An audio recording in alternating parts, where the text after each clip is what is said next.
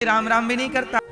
बहुत लोग ऐसे हैं कि वो आपके जितना पाना चाहते हैं कि जितना आपके पास इतना ही मिल जाए बस, लेकिन आपके पास उतना है तो आपको संतुष्टि नहीं है। इसलिए ईश्वर का हर पल धन्यवाद दो और जितना मिला है उसमें प्रसन्न रहो। आपने जीवन जीना है, खुश होकर जियो। रोना क्यों है? आजकल लोग रोते रहते हैं, इतना पा लिया फिर भी रो रहे हैं। क्यों रो रहे हो? हम तो तब भी नहीं रोए जब भीख मांगते थे, हम तो नहीं रोए, तब भी ईश्वर का धन्यवाद था। आज भी कुछ बदला नहीं है, आज भी ईश्वर का वही धन्यवाद। जैसे हम आज के 10 साल 20 साल पहले थे वैसे ही हम आज हैं। बदला नहीं है कुछ कि 4 पैसा पाके घमंड करने लग जाएं कि ये और वो नहीं। हम अपने गांव में, जब भी हम अपने गांव जाते हैं ना, तो गांव के सारे लोगों के घर जाता हूं मैं, हमेशा एक भी घर नहीं छोड़ता, सबके घर जाता हूं। चाहे गांव का मोची हो, चाहे गांव का लोहार हो, कुम्हार हो, गांव का कोई भी हो, अमीर हो गरीब, सबके घर जाता हूं मैं अभी भी। वो सबको गले लगाता हूं। जिन लोगों के संग मैंने गैया चराई है वो भी आज मेरे संग रहते हैं, मैं उनकी सेवा करता हूं। मैं कभी उनसे भिक्षा मांगा करता था, तो आज भगवान ने देने योग्य बनाया, तो मैंने गांव में बोल दिया कि जब भी आपकी किसी की भी बेटी का विवाह हो बता देना। आज भी हमारे गांव में किसी की भी बेटी का विवाह होता है तो गौरी गोपाल आश्रम की ओर से यह दास अनिरुद्ध उन बारातियों के भोजन की और बेटी को दान दक्षिणा अधिक से अधिक देने का प्रयास करता है, क्योंकि वो मेरे गांव की बेटी है। तो मैं ऋण चुका रहा हूं। जिन जिन गांव के लोगों ने मुझे भिक्षा दी है मैं सदा उनका ऋणी रहूंगा, और जब तक सांसें रहेंगी उस गांव का ऋण, उस माटी का ऋण चुकाता रहूंगा। कोई भी बेटी का विवाह होता है मैं उनकी सेवा में जितना बन पड़ता है उनका सहयोग करता हूं, बिना बोले उन लोगों के। गांव के लोगों का भी नियम हो गया है कि किसी की भी बेटी का विवाह होगा फोन बस लगा देते हैं वो मेरे को, क्या बेटी का विवाह है फलानी तारीख को बस। तो ये अपने गांव के प्रति जहां से मुझे मिला है भिक्षा, मैं उसके प्रति सदा क्या रहूंगा? ऋणी रहूंगा। मैं ऋणी हूं। मैं उन लड़कों की तरह नहीं हूं कि माँ बाप से मलमूत्र धुलवा लिया, माँ बाप के पैसों से पढ़ लिख लिया और अब माँ बाप को छोड़ दिया। ऐसा नमक हराम नहीं हूं मैं, और आप भी नमक हराम मत होना। सदा जिनके प्रति, जिन्होंने आपको कुछ दिया है, सदा उनके प्रति। हमारे पिताजी ने हमें आखिरी बार कितने पैसे दिए? 2 रुपए, सिर्फ 2 रुपए मेला घूमने के लिए, बस। उसके बाद पैसे नहीं दिए। उसके बाद हम वृंदावन आए, पिताजी लेकर आए। उसके बाद हमें तेल खरीदना, साबुन खरीदना, तो उसके लिए हम लोग खुद पढ़ते भी, काम भी करते और अपना खर्चे करते। हमें जब हम पढ़ाई भागवत पढ़ने आए ना, तो हमारे पास पुस्तकें नहीं होती थी। हम पुस्तकों की दुकान में जाके खड़े हो जाते, पुस्तकें पढ़ते रहते। बाद में वो देखता कि बड़ी देर से खरीद तो रहा नहीं, तो वो भगा देता, तो हम लोग भाग जाते। ऐसी पढ़ाई किए। और सबसे पहले मुझे 3000 रुपए मिले थे कमाने। जब मैं पहली बार कमाई किया तो मैं सबसे पहले मेरी कमाई प्रयागराज में हुई। 3000 रुपए मुझे मिले थे 9 दिन में काम करने का। तो वहां 3000 रुपए मुझे मिले, तो 3000 रुपए से मुझे सब लड़कों ने मोबाइल खरीद लिया। मैंने मोबाइल नहीं खरीदा, मैंने 3000 रुपया की हारमोनियम खरीदी, क्योंकि मुझे संगीत सीखना था।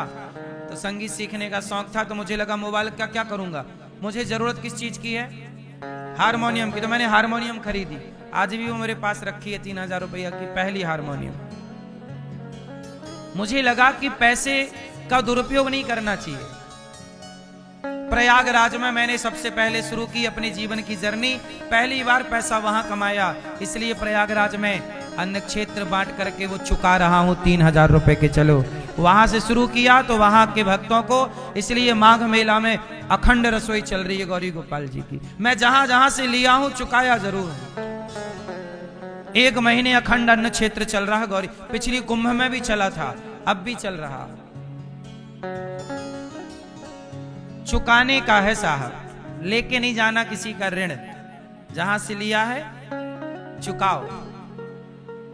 अखंड प्रयाग में माघ मेला में भोजन चल रहा है, तो मैंने अपने जीवन में पैसे का दुरुपयोग नहीं किया।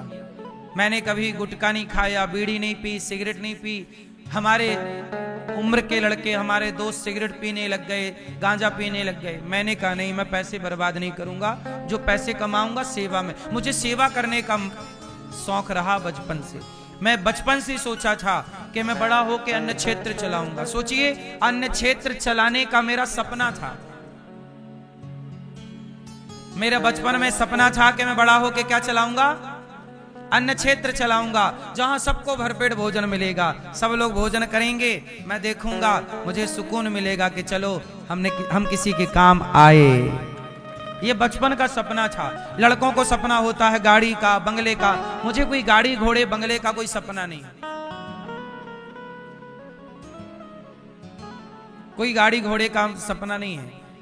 हम कोई गाड़ी वाड़ी उतनी ही लेते हैं जितनी हमें जरूरत पड़ती है आने जाने की, क्योंकि आज के युग में आना जाना है तो गाड़ी तो होनी है। तो जो जरूरत है वो लेते हैं, लेकिन कोई शौक नहीं है कि हमें गाड़ी का शौक है। कोई शौक नहीं है, ना हमें खाने पीने का शौक, ना गाड़ी घोड़े का शौक। शौक है केवल सेवा करने का, और वही भगवान करा रहे हैं शरीर से। आप यदि सही है ना मेरी माँ, तो भगवान से आज तक ये दास ने भगवान से मांगा कुछ नहीं। जो सोचा है वो भगवान ने पूरा किया है। मैं सारी बात केवल इसलिए बता रहा हूं कि आपका समर्पण भगवान से होगा तो आपको कहना नहीं पड़ेगा। भगवान बिना मांगे, बिन मांगे मोती मिले, मांगे मिले ना भीख। प्रेम करिए भगवान से, समर्पण करिए भगवान में। गोपियों ने भगवान से प्रेम किया, तो भगवान से आप लोग क्या करेंगे? प्रेम। और प्रेम कैसा होता है? जिसमें कोई स्वार्थ है तो वो वासना हो गया, वो जहां स्वार्थ ना हो वो प्रेम हो गया। प्रेम प्रेम गली अति साकरी, जामे दो न समाए। इसलिए भगवान से प्रेम करिए और निस्वार्थ करिए। भगवान को देखिए और सदा नजरें झुकी रहें, एहसानों के तले दबे रहो। ईश्वर का एहसान मानना ही भक्ति है। सदा तुम्हारी नजरें उनके आगे झुकी रहें कि प्रभु मैं आपका ऋणी हूं। क्या हूं? आप क्या हैं ईश्वर के? सच बताओ, कितने लोग ऋणी हैं?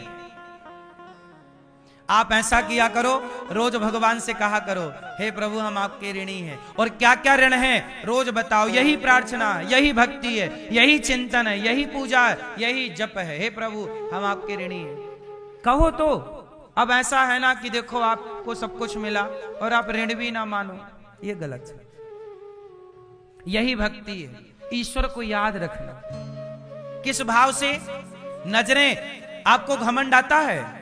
घमंड इसलिए आता है क्योंकि आप ईश्वर का उपकार नहीं मानते।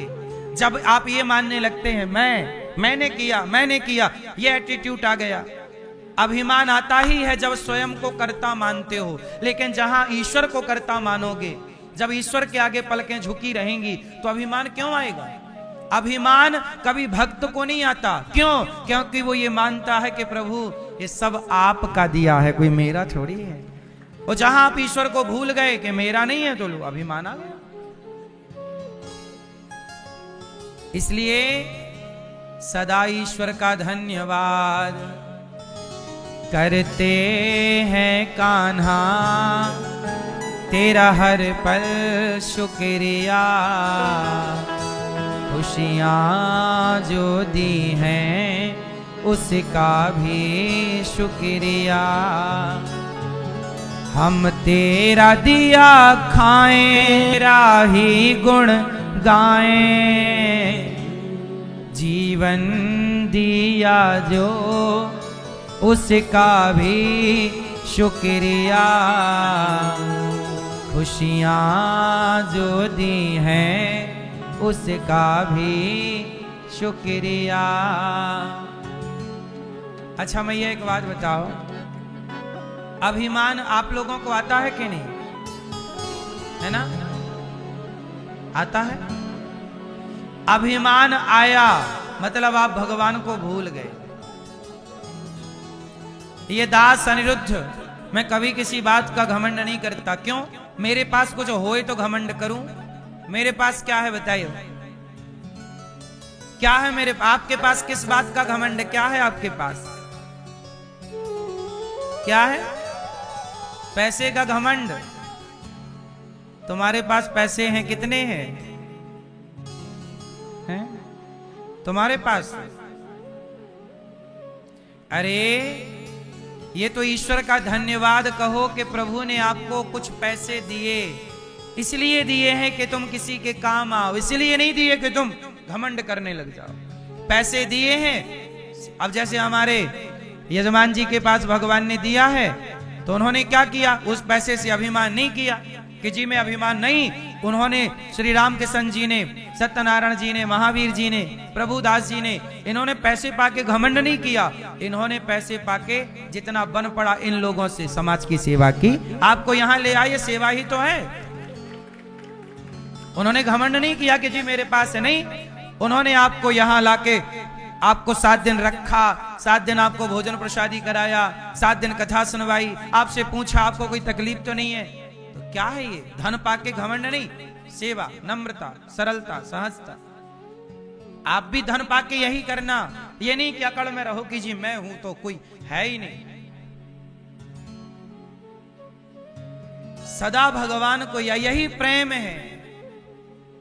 ये क्या है मेरी मां? प्रेम ये है कि जो भगवान दे रहे हैं ये ईश्वर का है, मेरा नहीं। गौरी गोपाल भगवान का है, सब वही करा रहे हैं, मैं नहीं हूं। भगवान ने मुझे निमित्त बनाया। अच्छा एक बात बताओ, सीता मां का पता किसने लगाया? किसने लगाया? यदि हनुमान जी सीता मां का पता ना लगाते तो सीता मां का पता लगता कि नहीं लगता है? नहीं लगता? नहीं लगता? लगता। अब हनुमान जी इस बात से घमंड करने लग जाए कि मैंने पता लगाया, मैं ना होता तो पता ही ना लगता सीता मैया, मैंने लगाया। इस बात का हनुमान जी घमंड करें तो कोई अर्थ ना निकलेगा, क्योंकि हनुमान जी पता ना लगाते सीता मां का तो भी सीता मां का पता लगता। राम जी किसी और से काम कराते। वो तो हनुमान जी को इस बात की प्रसन्नता है कि प्रभु आपने ये काम करने का मौका हमें दिया, ये दास को दिया, तो आप प्रसन्न रहो इस बात से कि प्रभु ने आपको इस योग्य बनाया। इस बात का घमंड ना करो कि जी मैं आ गया, मैं ये हूं। नहीं, ये ईश्वर ने आपको ये योग्यता,